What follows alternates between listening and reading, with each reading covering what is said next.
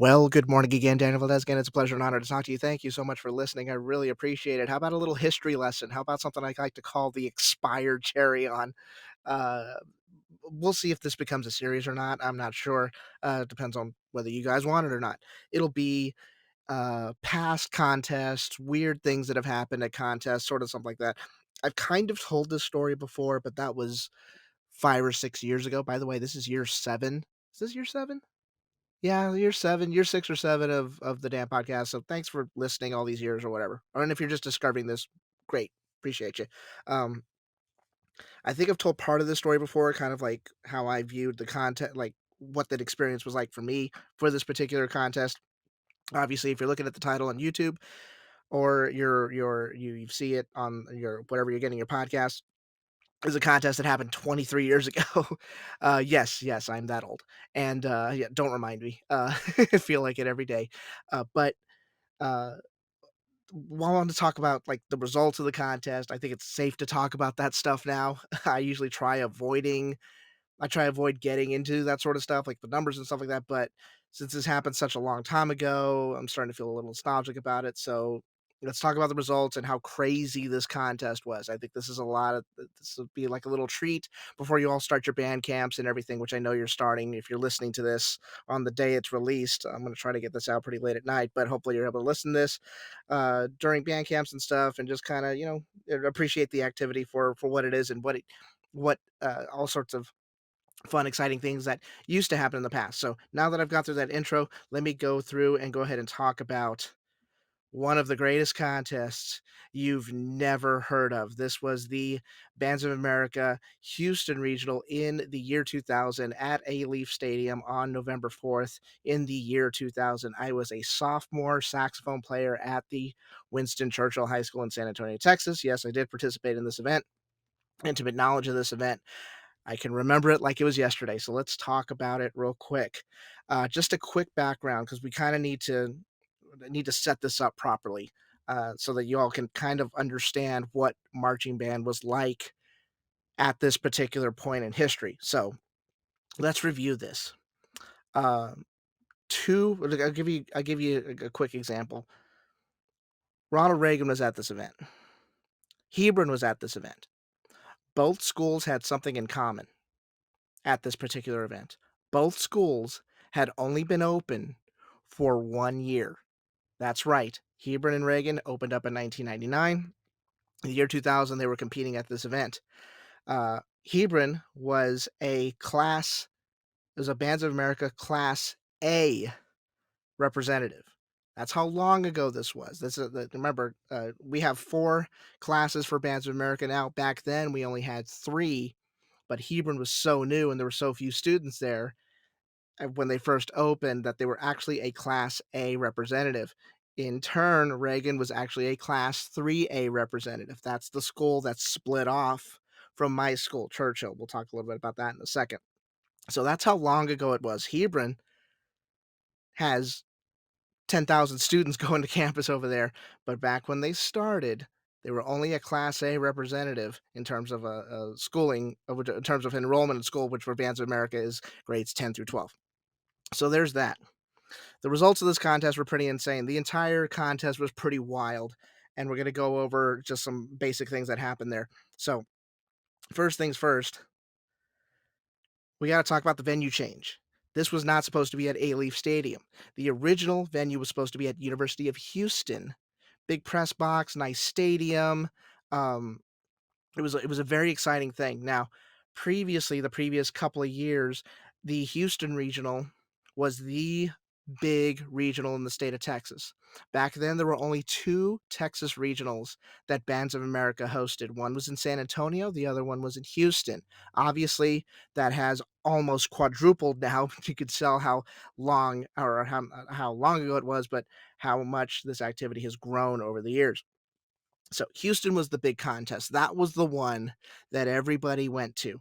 Anybody who was anybody would go to this event, and it was always right before state contest. This was your final tune-up before the big UIL state contest.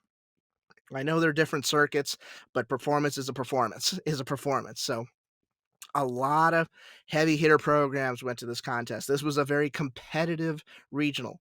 This was one of those things where it was common to hear some trash talk during a retreat. Uh, I think that's not necessarily the case now because we all know each all you students know each other through, social media and stuff like that, but we didn't have that back then. It was rare that you knew somebody in a different program in a different city, let alone the same city, but maybe in the same district or something. So, um, yes, it was a very, very intense contest, very competitive contest. This is how competitive it was. 6 out of the 8 UIL state finalists for Conference 5A back then, UIL only went up to Conference 5A.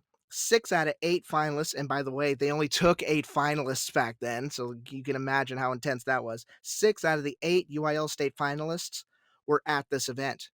However, 5 of them actually made finals here. There was 1 state finalist, which happened literally 48 hours later. 1 state finalist at this event, which was Langham Creek, did not make finals at Houston, and yet they turned out and made state finals literally 2 days later. So, that's how intense this was. So, we had a program that missed finals at the Houston Regional, but they made state finals 48 hours later. There was a program that was out of the top 5, but out of the top 5 at BOA Houston, but 48 hours later, they medaled at the state contest. How do I know that? Well, I literally have the proof in my closet right now. Uh, Change of venue. Again, like it was supposed to be at University of Houston. Rain. Rain comes down. Houston gets flooded. Uh, Grass field at University of Houston ain't gonna work. So officials told us, "Hey, we gotta switch the stadium." There was there was a rumor, if I remember correctly, that we tried to get it moved to Rice Stadium, which is where the BOA Houston Regional used to be. It was there for like the past couple of years. Again, very big contest. Press box felt like it was all the way pointed 90 degrees to the sky. Uh, couldn't make it work at University or Rice University, so we had to settle for A-Leaf Stadium. It was literally like a last minute thing. We just got to get this regional underway. I don't remember it raining during the contest, but I remember the field being very wet. Very damp field. It was an AstroTurf field. The stadium only held about 8,000 people, and that's home side and away side combined. So when I tell you there was standing room only at this contest, I actually mean it. I remember there being announcements asking people to squeeze together as much as they could to allow other people to have a seat. It was all bench seating. It wasn't like Kelly Reeves Athletic Complex where there's like two sections of um, actual seats with armrests and stuff. No, it was just bench seating, everybody crammed together, people standing up in the aisleways, people standing up against the retaining wall right next to the press box. It was pretty intense. So that was definitely something fans had to get used to. That was definitely something the marching members had to get used to. We were expecting this press box to be all the way to the sky, and then all of a sudden it's like it was really low to the ground. So that's usually marching members get told that all the time. Hey, find when you get out for warm up, find the press box, go find it, and so you can see where your horns are going to be pointed. So a lot of check and adjust stuff, a lot of adjustments, a lot of stuff on the fly that a lot of programs had to navigate and deal with. Cool, cool. We talked about the venue change. We talked about the stadium size, unfamiliar territory. It was a stadium, these BOA regionals, these were familiar sites. They were like, we know what the Alamo Dome feels like. We know what Rice Stadium feels like. We know where warm-ups are. We know how to get through the tunnels, all this stuff. When you have it at a brand new venue that very few people have at the contest have ever played, and unless you played the football team there or something, you didn't know where anything was. So there's that unfamiliarity to it, which again can spark up some nervousness and kind of affect your performance. There's a lot of little things that happen during contest day. We all know that from being performers. We all know that. We all know that little things like that can add up and create a bad performance if you're not mentally strong enough or mentally tough enough to navigate through that stuff. So we got to change. We got a venue change hours beforehand. Bunch of rain in the Houston area. It didn't rain that day, but It did feel like it was going to rain all day. It really felt like at any second it was just gonna pour buckets, and we didn't know what was gonna happen after that.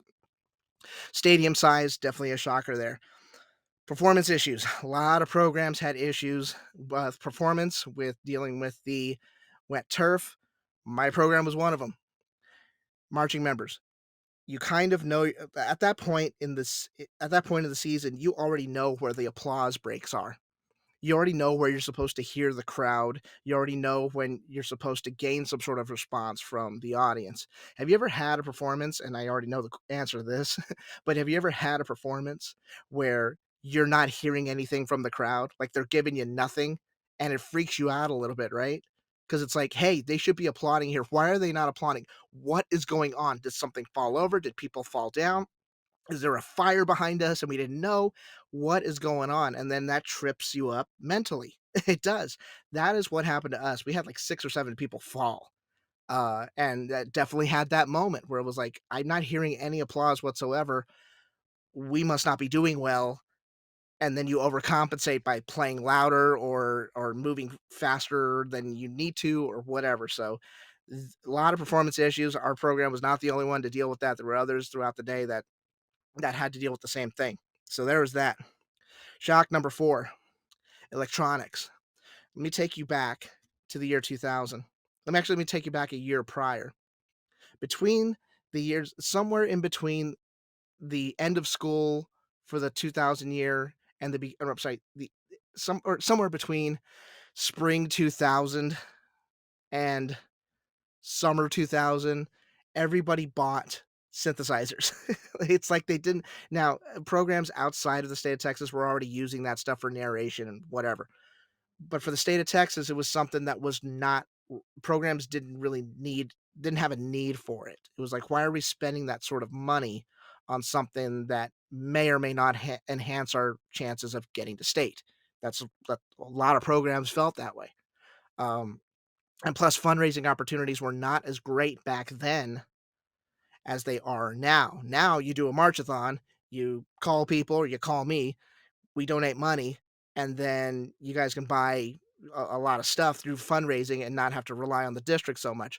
Back then, we had to rely on the district for a lot of stuff, and they used that leverage against us sometimes. But we can talk about that later. Um, so yeah, everybody like went out and bought synthesizers, they bought speakers, they bought Malacats, they were shoving those things, they're plugging things in, and it was so weird. It was like imagine, like, not having a color guard. It's like not have you got your brass, you got woodwinds, you got your percussion, and it's like one year you didn't have a color guard, and now all of a sudden you've got 50 people on the field. Like, who are those people? Oh, they're color guard. They spin flags and rifles and stuff. And you go like, "Wait, what?" That was literally how it felt hearing all these electronic sounds on the field.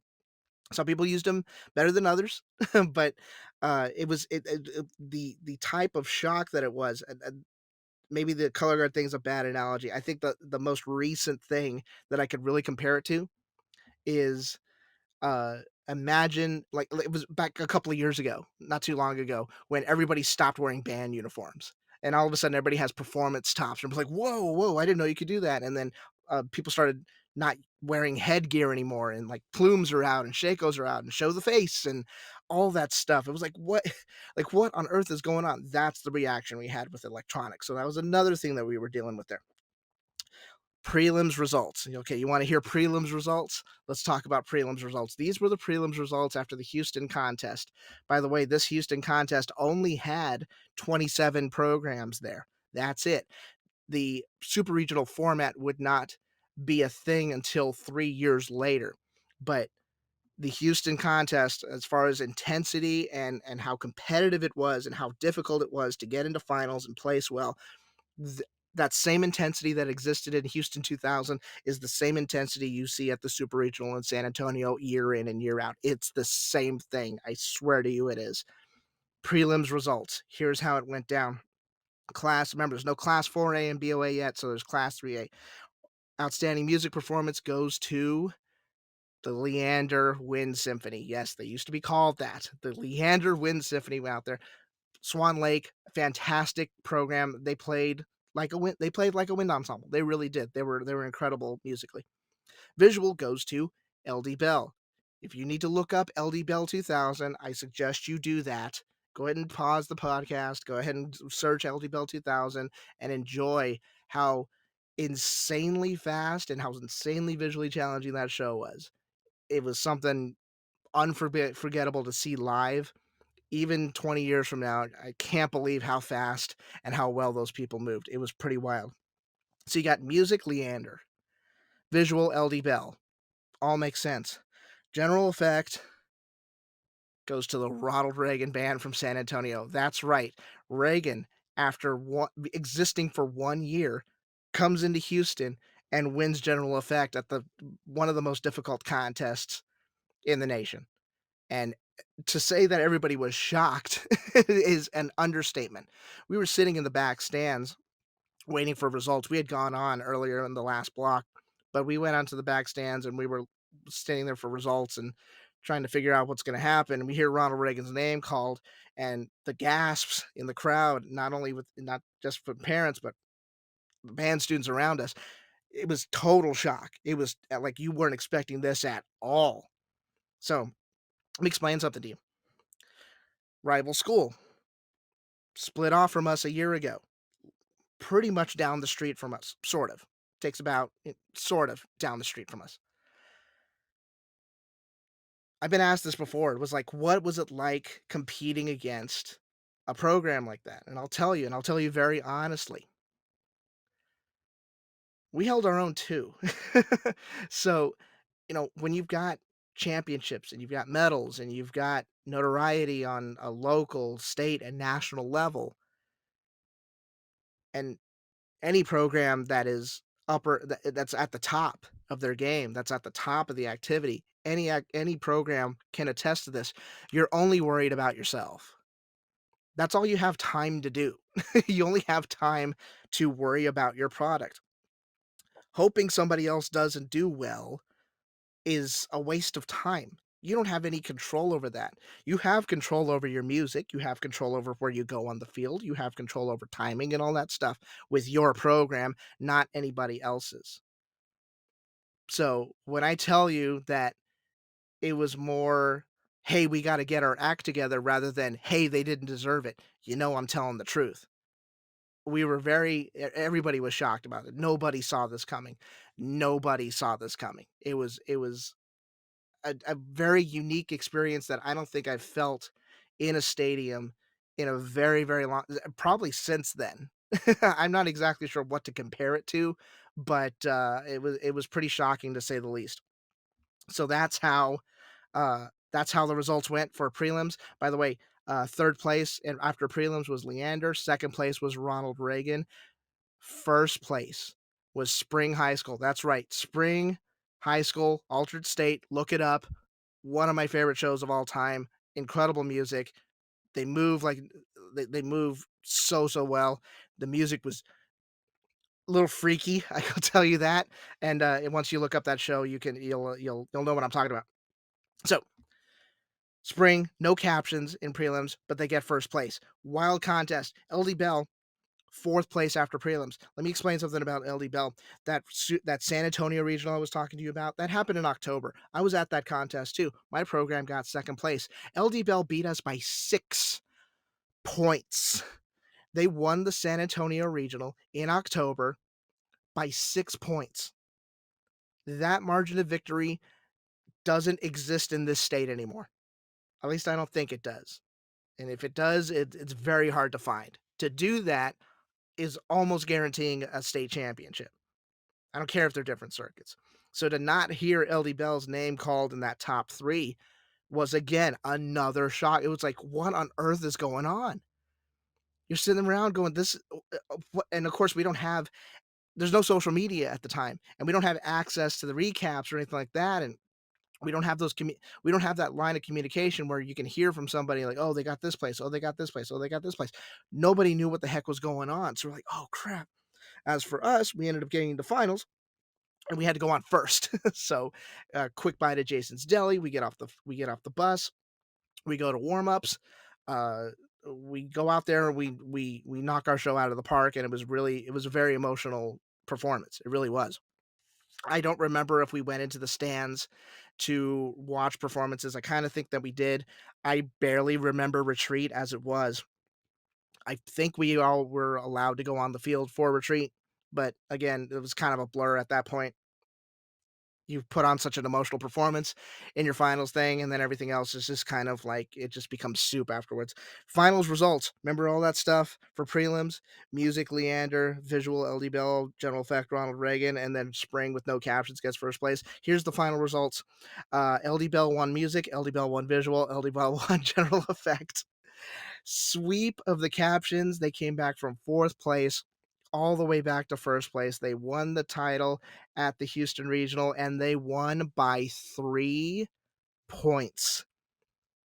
That sort of comeback doesn't happen anymore. It is so difficult to do that because the programs are so, so, so, so good. But that LD Bell performance that night was electric. They hit everything. The energy was there. It felt like the crowd was on their side, even though Hurst, Texas is a little bit further away than Houston than you would think. So an incredible, incredible night. We'll just go through the list real quick. We'll talk about these programs very briefly. 10th place was Richland High School. Ninth place was Seguin High School. Seguin was a very good program back then. They could play and move with anybody.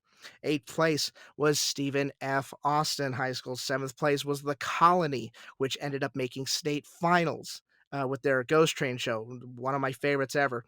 Churchill, my program was sixth place. We ended up medaling at state a couple of days later.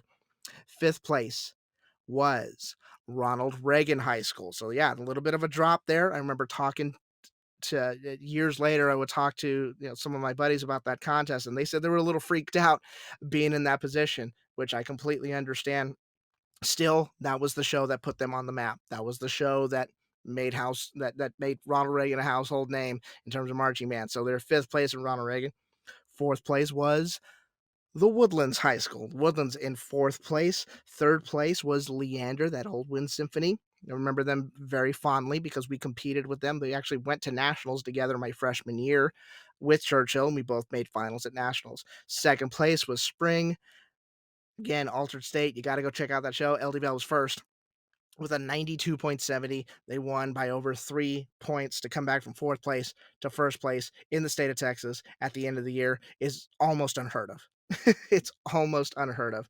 I mean, at the end of the day, it's like it's just call out as long as it really felt like with all the changes that happened with the venue moving and the weather and the challenges we had on the field and stuff, it really felt like, and I know marching members have had this feeling before. It's like just get us to the night show, just get us over to the night show, get us to Saturday night, and then we'll figure everything else out from there. I remember sleeping like a baby on the bus afterwards. Getting home was getting home was a trip because I was completely mentally and physically exhausted from all this fantastic stuff. Oh, by the way, so those programs that ended up making state finals out of the Houston finalists that ended up making state finals. That was the Colony, that was Churchill, that was Spring, that was LD Bell, and that was Leander. All five of those programs ended up making state finals. Langham Creek missed Houston finals, but they were able to get in to state finals. So we saw all these programs again. We saw them all. I think it was on Tuesday. The Tuesday after this, we were all in Waco. Why? Because Waco. We performed at state finals with each other, and LD Bell ended up winning a state championship that year.